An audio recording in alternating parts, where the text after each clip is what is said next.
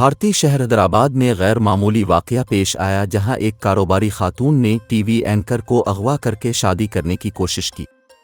भारतीय media reports के मुताबिक हैदराबाद में मुकीम एक वीडियो जाकी को एक कारोबारी खातून ने अगवा किया जो उनसे शादी की ख्वाहिशमंद थीं, लेकिन खातून खुद एक गलत फहमी का शिकार बनी।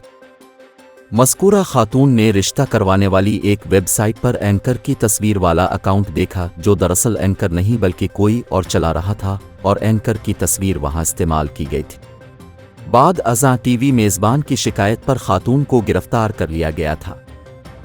31 साला खातून डिजिटल मार्केटिंग का कारोबार करती थीं, जबकि मज़कूरा शख्स एक म्यूज़िक चैनल में मेज़बान के तौर पर काम करता था।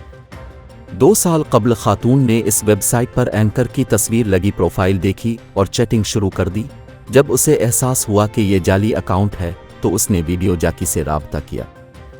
एंकर ने खातून को बताया ये एक जाली अकाउंट था जो किसी ने इसकी तस्वीर का इस्तेमाल करते हुए बनाया था और उसने पुलिस में शिकायत दर्ज कराई थी। ताहम खातून एंकर को मैसेजेस करती रही, जिसके बाद इसने खातून का नंबर ब्लॉक कर दिया।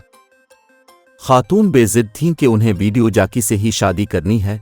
यही सोचकर उसने ये कदम उठाया और 4 अगवाकारों की खिदमात हासिल की।